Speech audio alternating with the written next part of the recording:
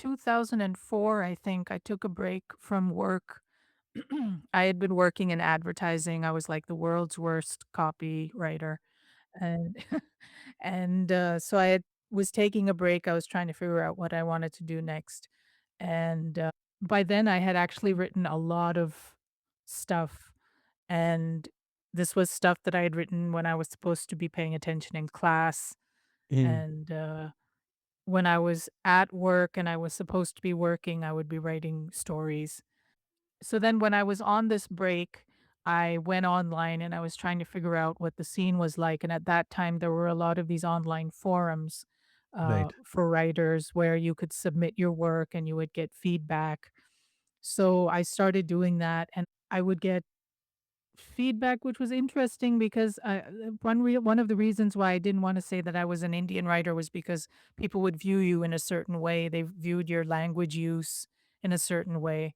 You couldn't do interesting things with language because they immediately said, "Oh," they immediately thought you were making a mistake because you didn't know, you know? Yeah. But I started frequenting those forums and I started reading a lot of these online e-zines, which were having their heyday at that time. Mm. And I thought that I could just give it a shot, basically. I knew that my stories were not like the stories I was seeing in these e-zines, but I was Yeah. like, well, I can at least try and send it in and see what happens. And a couple times they got picked up, but mostly I got a lot of rejections. My rejection rate was crazy. It was like 98% or something. But I kept trying to see.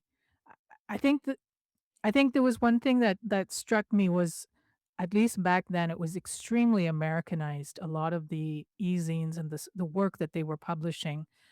So, there were always these recurrent themes. It was like baseball and hunting and whatever, that kind Yeah. of stuff. So you already know that your story is not really gonna fit in there, but then you're at this stage where you're like, "Ah, let me just see what happens.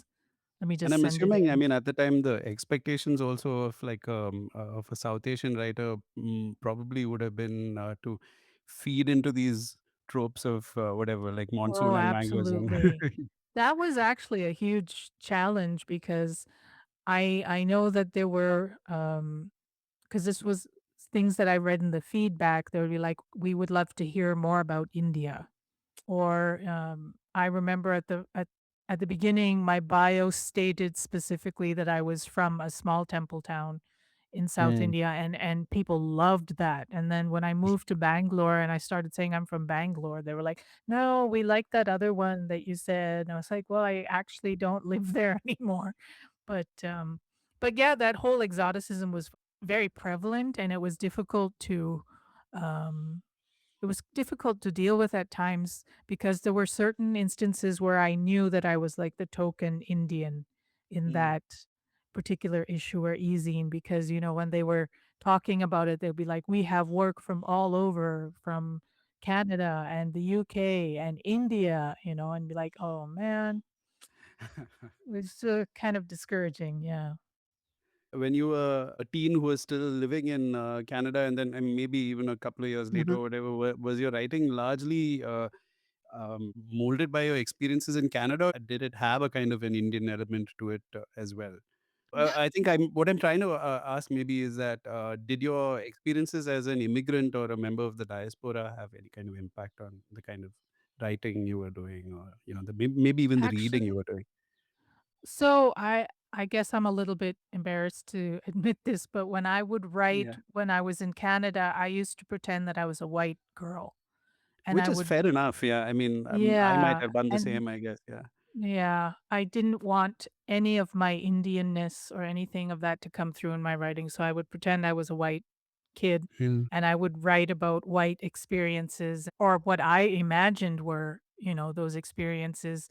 So I would, write about Western food and Western households and families, and I would try very hard to make it as acceptable as I could. I didn't want my work to stand out for being too Indian-y or whatever. I wanted Mm. it to be like Canadian writing.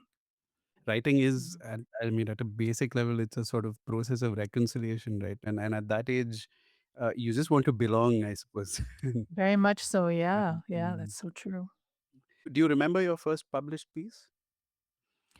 I can't remember the title, but it was, about my days in, advertising, and Oh, I okay. think it was about, there was something called space marketing that used to happen I remember in this. Yeah. advertising. Yeah, and I Yeah. remember, like, being blown away by that.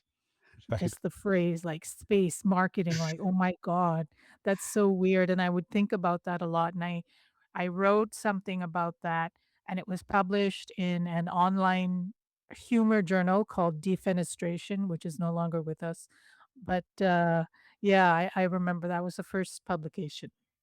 That's a great name for a journal. Yeah, Uh, I know. It's wonderful.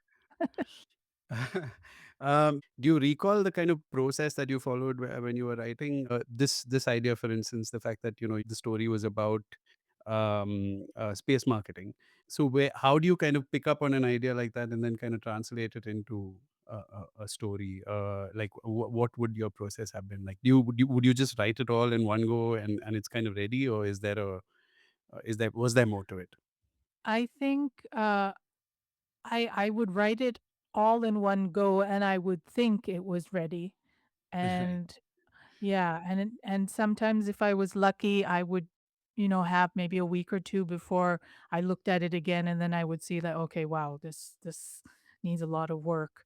Um, the online forums were helpful to an extent because people would give feedback and it can be helpful, to get different points of view, but one thing that I realized was that you have to kind of realize what feedback is helping you and what is Mm.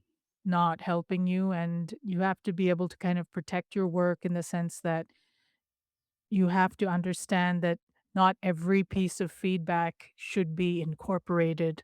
At the end of the day, it's just somebody's opinion, and your piece is your piece, and you need to know how to. And sometimes even positive feedback is not going to be helpful. So if it's not helpful for you, you have to kind of figure out, well, okay, why am I asking for the feedback then?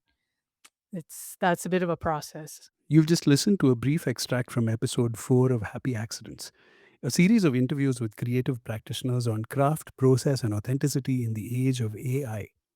This episode, in which I, Vinayak Verma, interview the writer and artist Kuzhali Manickavel, releases on Sunday, August 2nd.